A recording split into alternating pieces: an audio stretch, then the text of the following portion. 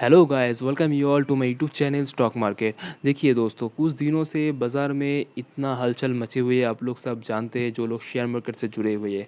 तो इस बाज़ार में इतना तेज़ी आने का पीछे वजह क्या है? पीछे वजह तो आप लोग सभी जानते हैं, फिर भी मैं बता देता हूँ कि इतना दिनों से लॉकडाउन का वजह से जितना भी कंपनी था इंडिया में सारे बंद हो चुका था। तो इस बंद होने के कारण में जितना भी आपका शेयर होल्डर था वो चाह रहे थे कि अपना अपना माल को सेल करके बाहर आ जाए। तो एक डर का माहौल बना हुआ था। तो इस डर का माहौल से अभी कुछ दिन पहले जो फ़ेज़ 1 का जो लॉकडाउन कुछ जगह पे खोल दिया गया है, तो कंपनी भी धीरे धीरे अपना काम पे फोकस करने लग गया, बिजनेस में फोकस करने लग गया। तो इसमें बाज़ार में भी तेज़ी आने को दिख रहा है। बड़े बड़े एफ आई आईज, बड़े बड़े डी आई कंपनी और फाइनेंशियल कंपनी भी बाज़ार में इन्वेस्ट करने के लिए पैसे डाल रहे हैं। तो मुझे लगता है कि डर का जो माहौल बना हुआ था वो अभी धीरे धीरे ख़त्म होने जा रहा है और बाज़ार में तेज़ी आपको आने वाला दिनों में भी देखने को मिलेगा। तो आज जो बात करेंगे वो है इंडिया का नंबर 1 पीएसयू बैंक के बारे में बात करेंगे। तो आप लोग जान गए होंगे मैं किसका बारे में आज बात करने जा रहा हूँ। वो है स्टेट बैंक ऑफ इंडिया। तो स्टेट बैंक ऑफ इंडिया अभी जो जिस लेवल में बिलोंग कर रहे हैं वो लेवल सस्ता है या फिर महंगा है, उस लेवल में आपको एंट्री करना चाहिए कि नहीं चाहिए। अगर आपके पास शेयर है तो उसको सेल करना चाहिए फिर होल्ड करना चाहिए, उसके बारे में मैं आगे चल के बात करूँगा। और मेरा चैनल है स्टॉक मार्केट।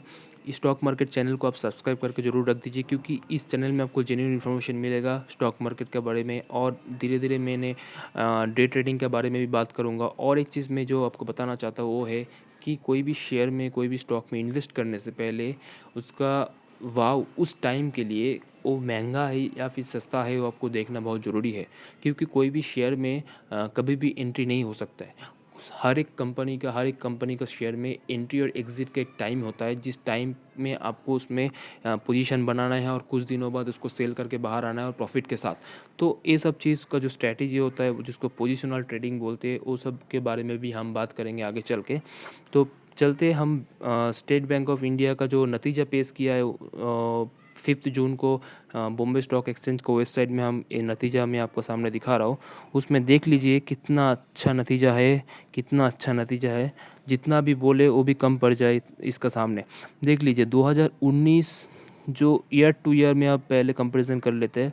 2019 जो फिनेंशियल वर्क ईयर ख़त्म हुआ था उसमें इसका नतीजा था 862 करोड़ रुपया। सब जितना भी है सब करोड़ में मैंने दिखा रहा हूँ आपको सामने। 862 करोड़ रुपया इसका नतीजा था। और उसके बाद जब 2020 फिनेंशियल ईयर ख़त्म हुआ उसमें 14 करोड़ 488 रुपया आपका हो गया। इसका मतलब देख लीजिए कितना गुना मल्टीप्लाई हो गया। मतलब दो गुना तो नहीं हो पर 1.75 1.8 टाइम्स मल्टीप्लाइड प्रॉफिट इसने ईयर टू ईयर में दिया।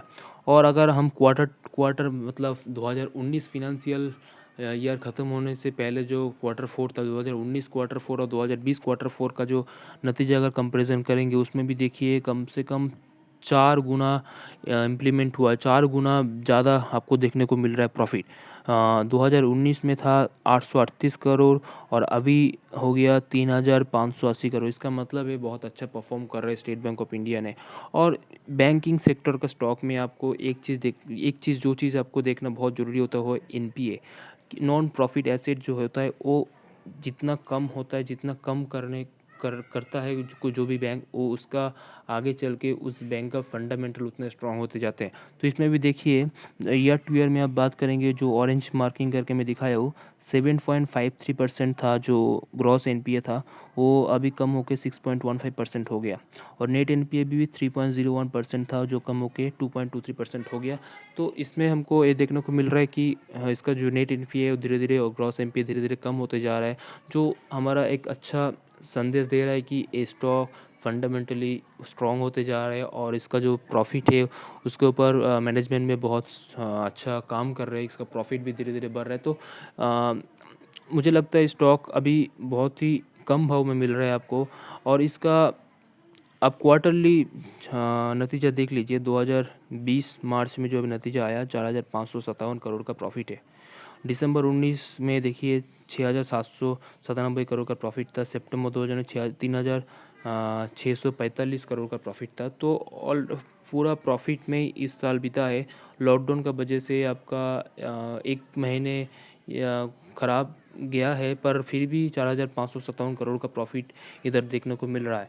और इसके बाद में एनपीए के बारे में तो आपको बता दिया, एनपीए भी देख लीजिए, क्वार्टर टू क्वार्टर आप देख लीजिए, 2.79, 2.65, 2.23, मतलब कंटिन्यूअसली कम होते जा रहे नेट एनपीए। और ग्रॉस एनपीए भी आप देख लीजिए कम हो रहा है, बहुत ही अच्छा से कम हो रहा है। इसका मतलब यही है कि इसका जो अंदर आपका जो स्टेट बैंक का जो मैनेजमेंट है वो दोनों चीज़ में फोकस कर रहे हैं। एक हो गया आपका एनपीए को कम करने में और प्रॉफिट को इंक्रीज़ करने में, जो बैंकिंग सेक्टर के लिए बहुत ज़रूरी होता है। और उसके बाद हम बात करेंगे चार्ट के ऊपर। देखिए, ये जो चार्ट मैंने लगाया वो एक डे चार्ट, मतलब आपका एक कैंडल एक दिन को रिप्रेजेंट कर रहा है। उसमें आप देखिए, सब 22 मई को सबसे लो बनाया था स्टेट बैंक ने, 149 रुपया 55 पैसा का, 149 रुपया 55 पैसा का लो बनाया था 22 मई को। वहाँ से कितना अच्छा रिकवरी आपको देखने को मिल रहा है। और ऑलमोस्ट डेली आपको ग्रीन कैंडल देखने को मिल रहा है। और लास्ट डे जो 5 जून का जो दिन था, उस दिन में देखिए जो कैंडल बनाया बहुत ही अच्छा बनाया, स्ट्रॉन्ग बनाया। तो और वो कैंडल आपका 50 दिनों का जो मूविंग एवरेज है, जो आपको रेड कलर का एक लाइन से दिख रहा है, ऑलमोस्ट उस लाइन में जाके वो क्लोज़ हुआ है। तो 50 दिनों का, मुझे लगता है 50 दिनों का मूविंग एवरेज को आराम से तोड़ देगा, क्योंकि इसका नतीजा इतना अच्छा आया है। वो उसको आराम से तोड़ के ऊपर की तरफ जाएगा। और ऊपर की तरफ जो 200 दिनों का मूविंग एवरेज है वो 253.88 में बिलोंग कर रहा है। तो उस वहाँ तक तो मुझे लगता है विदाउट एनी रेजिस्टेंस पहुँच सकता है। और वहाँ से और आगे की तरफ भी देखने को मिलेगा आपको ये स्टॉक, क्योंकि इसका जो भाव है वो कुछ दिन पहले आपको देख लीजिए। इसका जो नेक्स्ट में देखिए, इसका जो भाव है जुलाई 2019 में इसका भाव चल रहा था 375 रुपया। 375 रुपया का शेयर लॉकडाउन का वजह से 4 से 5 महीने के अंदर आपका 149 रुपये में देखने को मिला। अगर आप पूछेंगे कि 4 से 5 महीने, तो लॉकडाउन तो हुआ मार्च से, पर एक चीज़ मैं आपको बता देना चाहता हूँ कि लॉकडाउन मार्च से हुआ ज़रूर, बात ये सही है, पर बाज़ार को बहुत पहले से पता चल जाता है कि आने वाला दिनों में क्या होने जा रहा है। तो बाज़ार को पहले से मालूम था कि आने वाला दिनों में धीरे धीरे जब बाज़ार में बड़े बड़े इन्वेस्टर धीरे धीरे जब माल बेच के बाहर निकल रहा था, तो जुलाई से इसका अंदर कमज़ोरी देखने को, मतलब कमज़ोरी आ गया था। उसके बाद थोड़ा सा रिकवरी किया ज़रूर, 350 तक गया। तो उसके बाद अचानक जब जनवरी फरवरी में जब धीरे धीरे चाइना जैसे कंट्री और आपका दूसरा उसका अमेरिका जैसी कंट्री, इंग्लैंड जैसी कंट्री जब धीरे धीरे कोरोना के चपेट में आ गया था, उसके बाद धीरे धीरे देखिए इसका ग्राफ नीचे को आके 150 रुपये तक टच किया था। एक चीज़ आपको इस ग्राफ में आपको मैं दिखाना चाहता हूँ, ये 150 का जो लेवल है ये बहुत क्रूशियल लेवल है स्टेट बैंक के लिए, क्योंकि ये जितना बार भी इस लेवल में आया है उतना बार ही उस लेवल को सपोर्ट करके बाउंस बैक मारा है। और बाउंस बैक इतना ही मारा कि उसका जो पहले वाला हाई था उससे भी ऊपर गया है। तो उसमें देख लीजिए 2011 में वो ऑलमोस्ट 150 के आसपास आया था, 160 करीब मान सकते हैं आप। वहाँ से फिर बाउंस बैक मारा। और 2014 में भी सेम, 2014 में 150 में आया, फिर वहाँ से बाउंस बैक मारा, 325 के आसपास गया। 2016 में भी 150 के आसपास आया, फिर बाउंस बैक मार के 375 350 के लेवल तक पहुँच गया था। फिर अभी जो टाइम है वो फिर 150 का लेवल में आके पहुँचा है स्टेट बैंक ऑफ इंडिया का शेयर। और इस टाइम का बात कुछ और है, क्योंकि ये बाज़ार जो गिरा है ये पैनिक के वजह से गिरा है। इसका अंदर कोई फंडामेंटली कुछ कमजोरी नहीं है इस बाज़ार में, इस सिर्फ पैनिक की वजह से बाज़ार गिर चुका है।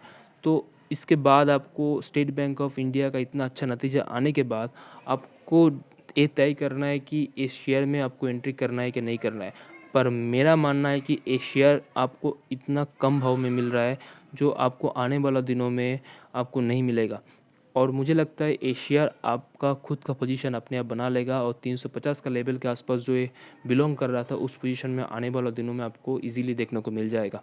तो आपको तय करना है, पैसा आपका है और डिसीजन आपको लेना है।